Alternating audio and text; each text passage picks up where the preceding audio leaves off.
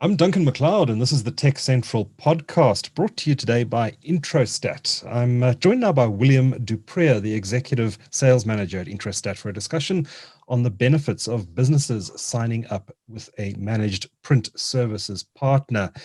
William, welcome to the podcast. Tell me a little bit about Introstat and what it is you guys do. I see you were founded all the way back in 1989. Yeah. Well, morning, Duncan. Thanks for having me. Introstat's been around for a long time. I've been in the print business since 1989. The business has been built on print. Over the years, what Introstat has done, it's obviously moved along and evolved a little bit. Initially built on selling inks and toners as a consumable transactional item, moving quite successfully into the management services space and more recently into the enterprise space. So we do have quite a wide portfolio. We've got a long history with HP in particular. I've been around for a long time and hopefully we'll be around for a few more years to come. Yeah, despite everything that 2020 has thrown at us so far, right? Absolutely. Yeah. How have you guys been coping through the COVID situation? So I think it certainly tested the agility of the organization. I think that becoming more mobile, when the lockdown came in, we adjusted quite nicely. Predominantly our business is office based. A large part of our staff are based at the office, and we had to make that change, and we had to make that change quickly. We eat our own, for lack of a better phrase, we eat our own dog food. So we do sell connectivity services, we sell hosted services. So we're fortunate enough that we make use of those services prior COVID, and we adapted quite nicely and found our feet very, very quickly, which was very fortunate. Yeah. Now, you mentioned your portfolio. You mentioned that you're a long-time partner of HP's, but maybe take us through that portfolio that you have in a bit more detail. So from an HP perspective, obviously a large part of the business was based on print. More recently, we've moved into the hardware space of selling workstations, desktops, and laptops or notebooks, and it's proved quite successful for us.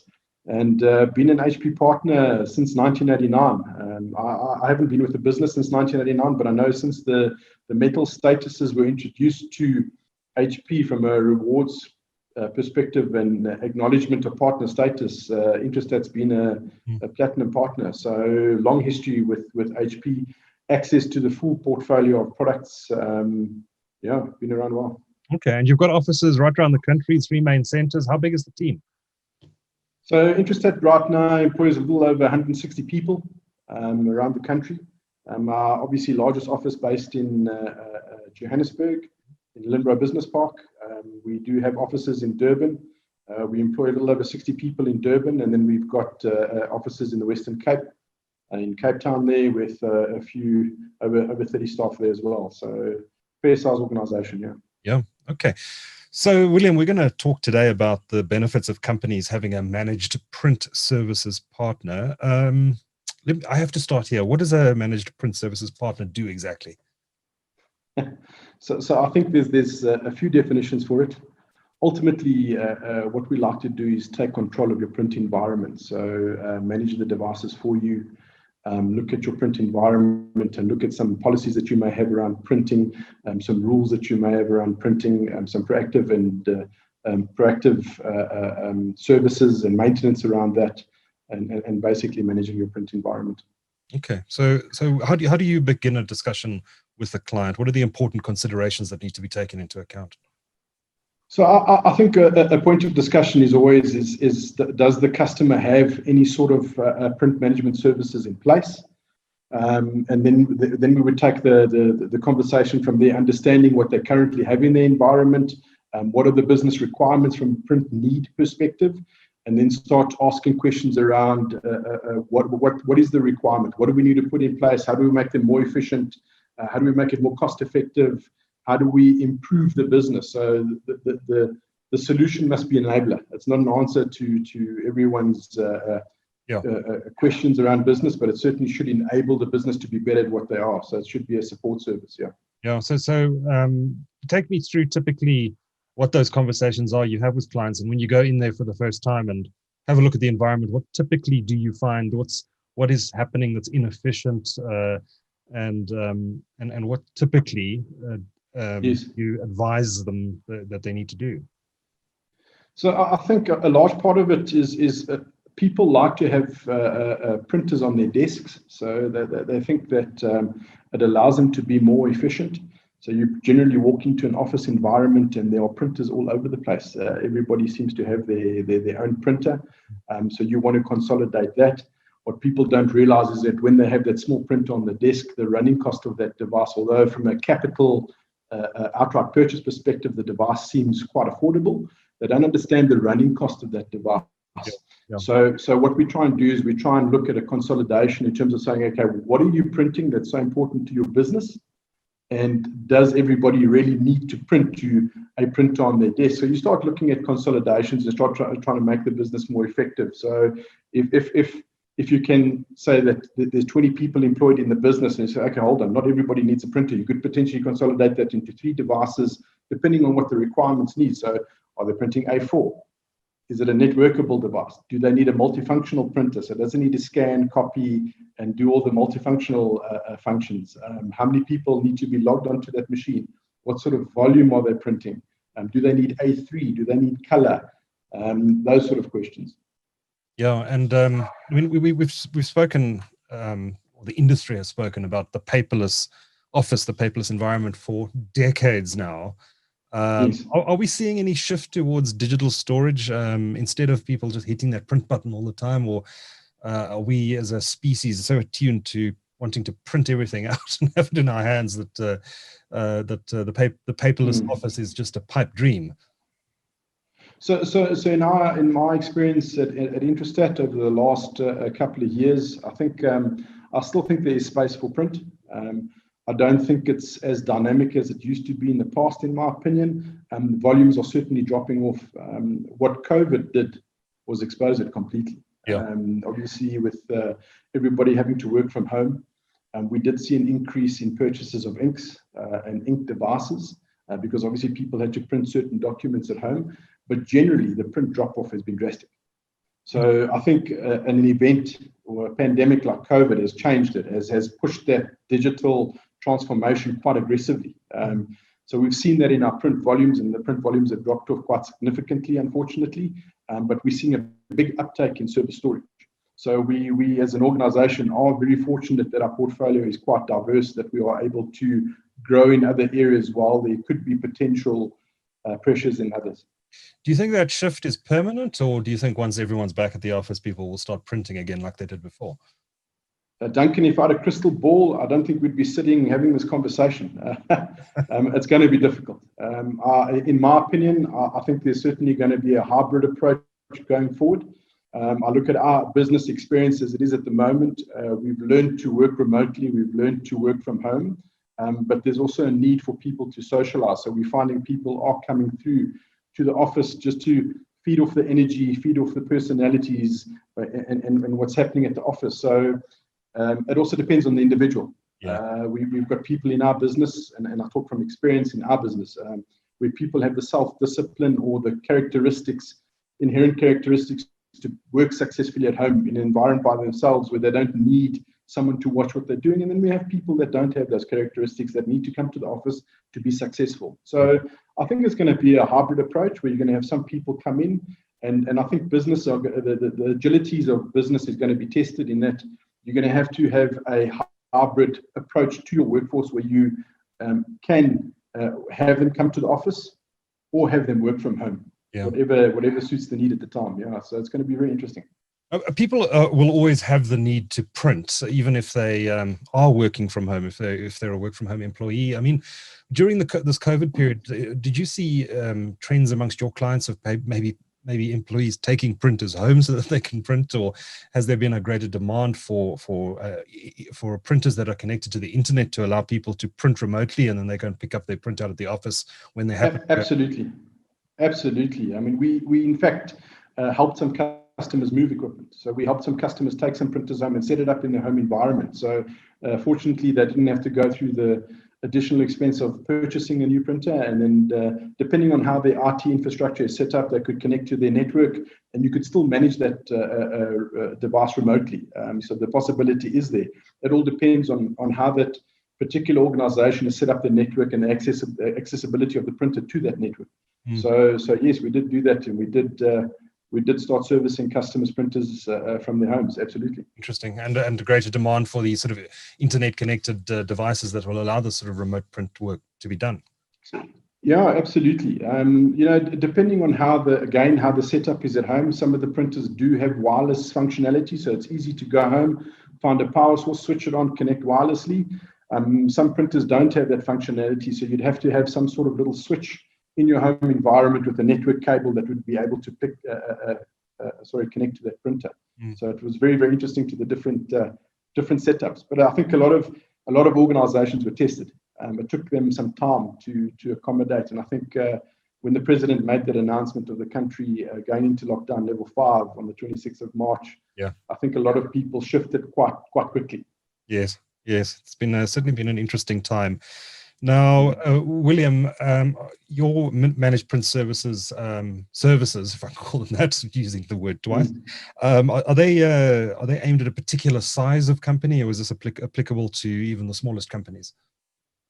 So Introstat's quite interesting in that way. We don't concentrate on any particular vertical within organizations, and we don't concentrate on a particular side. We do have a sweet spot in terms of size of businesses that we trade with, but it's not a core focus. So we don't say, okay, we can't focus on a business because they have too many seats or too little seats. I think with HP's portfolio, from a print perspective, it gives you the agility to be able to provide a solution to a one-man show right up to a 10,000 seated business. Yes. So you've got that flexibility within the portfolio to be able to provide a solution for any vertical of business, for any size of business. So we don't want to restrict ourselves. We pride ourselves in the fact that we go and sit with the customer and we listen to what they have to say, and hopefully through that conversation we can make sure that our delivery meets the customer's expectations. So the experience with us meets the expectation.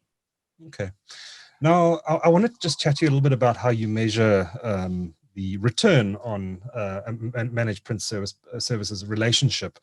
How measurable are the benefits? I'm specifically thinking here around return on investment and total cost of ownership. So very, very measurable. I think what people don't understand, Duncan, is that there are certainly a lot of hidden costs that are associated to printing. I was reading an article earlier today from HP, strangely enough, that it was published in 2015, back then, where they said for every $1 that is spent on printing, there's $9 spent on managing it.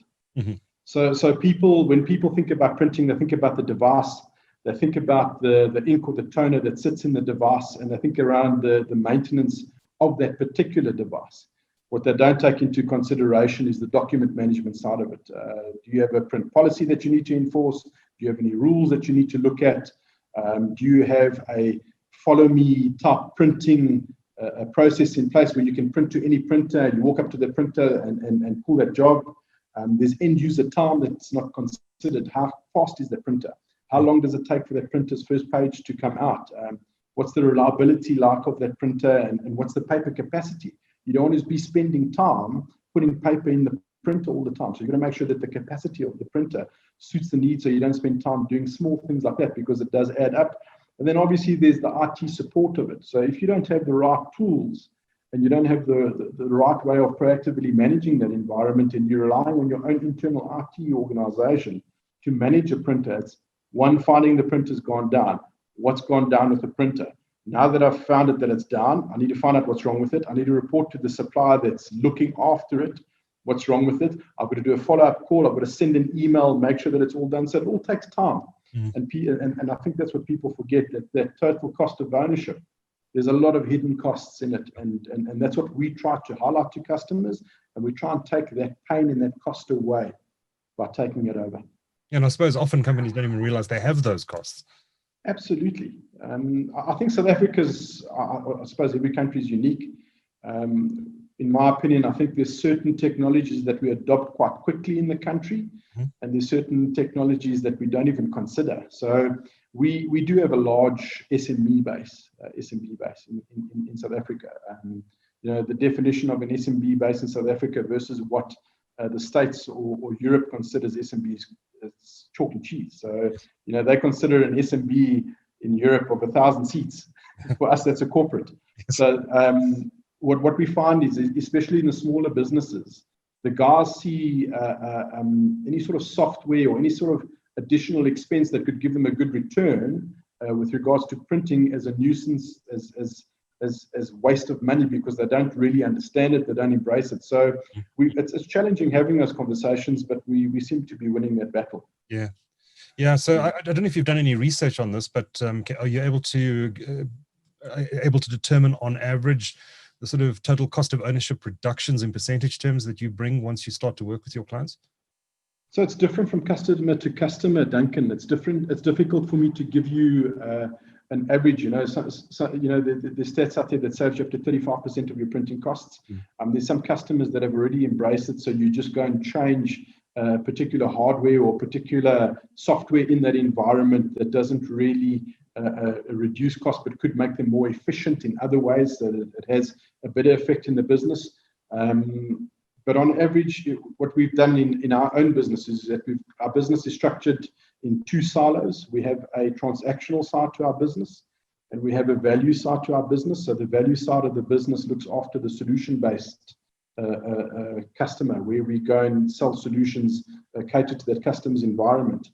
So we do have customers that buy inks and toners from us on a transactional basis, and we try and convert those customers from a transactional basis to a solution. There, the savings are significant.